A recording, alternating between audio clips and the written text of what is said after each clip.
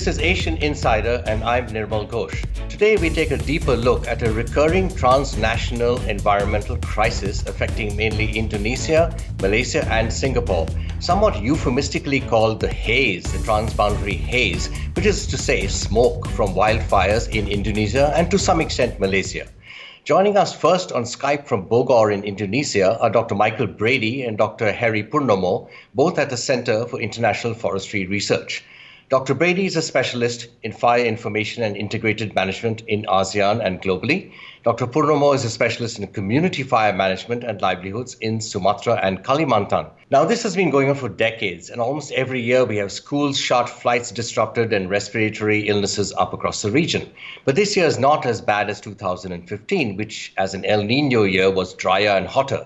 But we are living in a generally warmer world as well. Dr. Brady, thank you for joining us. Would you unpack this a bit for us? What factors are driving this now? Weather, ignition, and fuel. And all three of those factors are important here in Southeast Asia.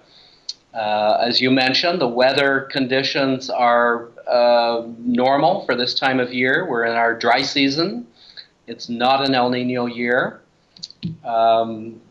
We have fuel sources, and that's a big factor. Fuels are changing. We're seeing more and more secondary vegetation on the landscape, more and more peat areas cleared and drained. So we have larger areas of fuels available for burning. We have ignition. As population increases, we have more sources of fire ignition. So those three factors are important in fires in this part of the world, as they are globally. Dr. Purnomo, what is the role of local communities? Well, many things that the community can do for reducing or even preventing fire. First is participating in patrolling and early detection of fire. That's the first one, because local communities, they are who are on the ground, is know better than anyone else. The second one is doing more sustainable farming in terms of do not drain the peatland for oil palm, for instance.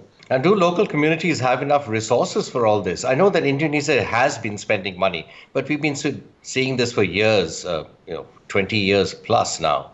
What is the situation in terms of resources for local communities who are well aware, as you said, of the problems? So it needs a lot of investment from government, from private sector, and other people to make sure that the capital is there.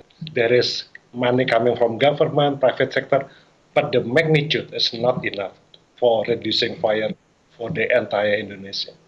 Right. So what is the long-term prognosis ecologically? What is going to happen to the land? Perhaps both of you can speak to that. We'll start with you, Dr. Brady. Sure. Well, C4 has been mapping and assessing burned areas from previous fire periods.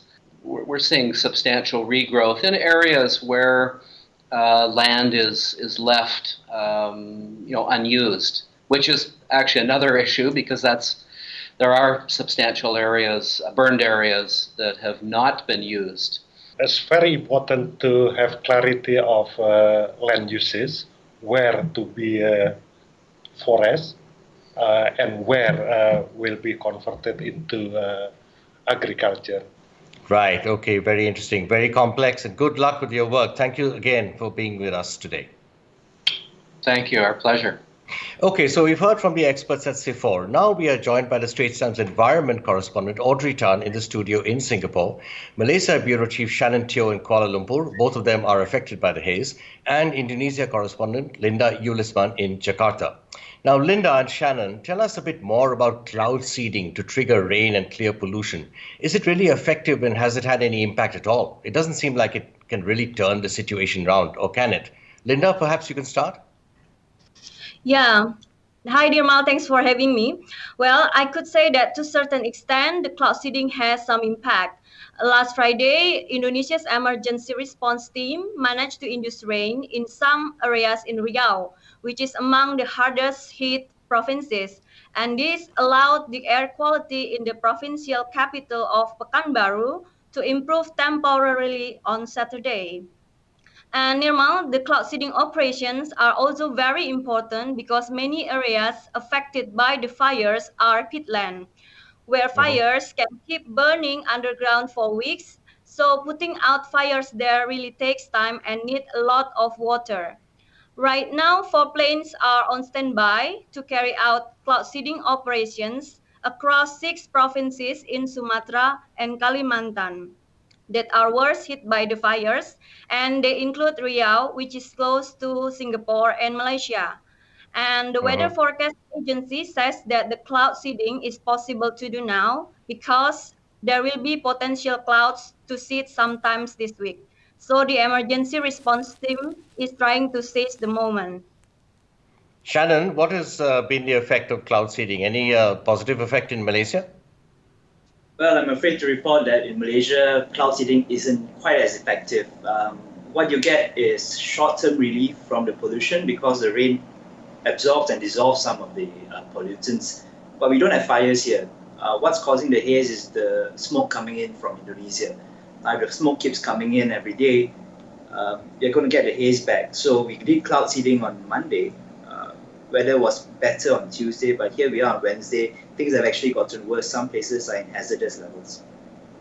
And Audrey, what's the situation in Singapore? Obviously, a lot depends on wind strength and direction. Is there any danger of flight disruptions, for instance? What's going on?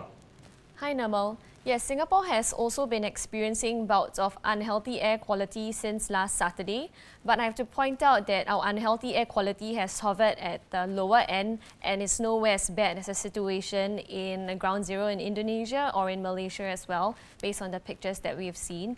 As for flight disruptions, because the air quality here is not that bad yet, I think we still have to wait and see how the situation changes over time and whether the wind direction and the hotspots remain the same and in areas that can affect Singapore, we'll just have to wait and see.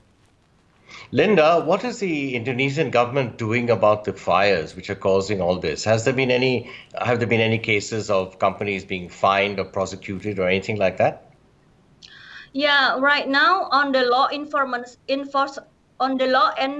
side, the Environment Ministry just reported that there are 370 companies that have been proven to carry out open burning to clear their land, and the police is investigating these cases. And the Are ministry the, has also, yeah, the ministry is also suspended numerous plantations operated by 49 companies whose concessions were raged by fires. And another thing is that the national police has set up a special investigation unit to tackle this issue. Now, one thing I'm curious about, this has been done before, right? I mean, companies have been investigated, satellite maps, we have eyes on the fires, we know all this stuff. Are some of these companies repeat offenders? There have been quite much evidence that the companies that have done the cases in the past are now doing the same thing again. But yeah, I think it is better for us now to wait for the investigation to finish maybe immediately. Okay, Shannon, what's the view from Malaysia? Now, some pretty sharp words have been exchanged between Malaysia and Indonesia, which is also quite normal. This has happened before as well. This has been going on for more than 2 decades now, and it's become a regular feature. What is the view out there? Well, the view of visibility is not so great, because of the haze. But jokes aside, there are strong words being exchanged by both environment ministers from Indonesia and Malaysia. But I don't think we should read too much into these words. The haze is a very touchy subject. Both countries are very nationalistic. It's an issue of sovereignty, right? And that plays as a very high priority locally. So you're going to get very strong words. You're going to get sharp denials. But I think in diplomatic channels over this issue, the leadership has been a lot more courteous than what they are in public. Okay, so the situation on the ground, of course, is far more complicated than one can actually imagine. It's a mix of environmental factors, culture, money, political power, and now maybe even global warming. In 30 seconds each, what should be the top priority for governments in the region, for Malaysia, Indonesia, and Singapore? Each of you, 30 seconds, if you can tell me. Okay, maybe I'll start then with the Singapore angle. I think it's easy to put the blame on countries where the fires are burning, but I think what people in Singapore have to realize is that the forest fires are burning because land is being cleared to make way for palm oil and pulp and paper. And these are the things that are found in almost all consumer products, right? For palm oil and pulp and paper products are needed everywhere. So for the consumers in Singapore, observers have pointed out that it's important for them to realize that they should put their money where their mouth is. So if they don't want haze, they should look for products that come from sustainable sources.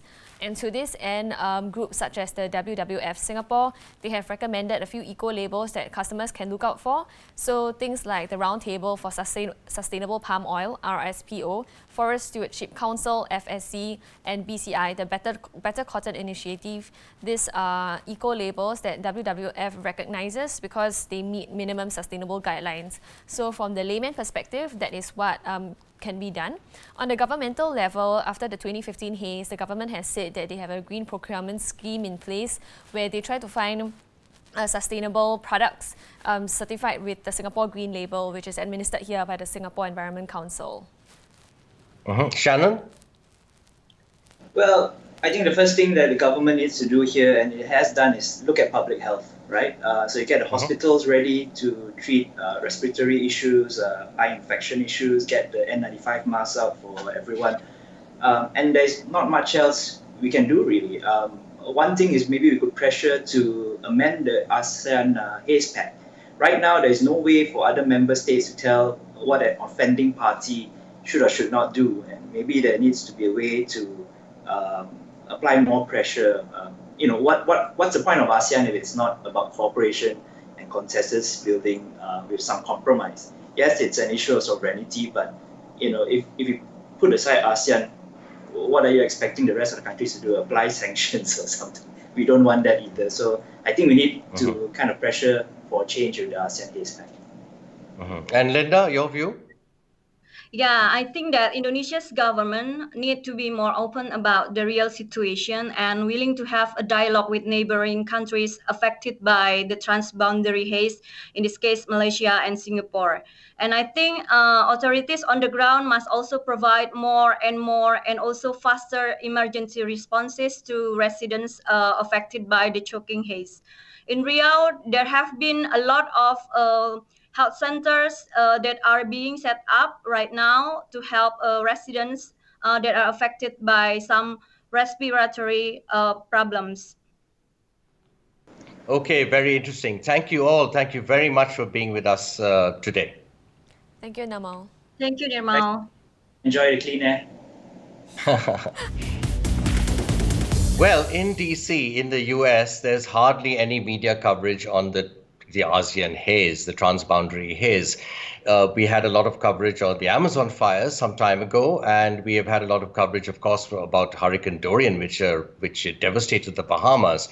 But we do have the UN Youth Climate Summit, the UN Climate Summit for Youth, which is coming up on Monday, followed by the UN General Assembly in New York. A lot of Southeast Asian leaders will be there, and a lot of climate activists will be there. Climate is very high on the agenda, and we will just have to see if something substantive comes out of it for a change. And if there is more news about what is going on in Southeast Asia and the implications, for example, on in big industries like palm oil, that could have an effect.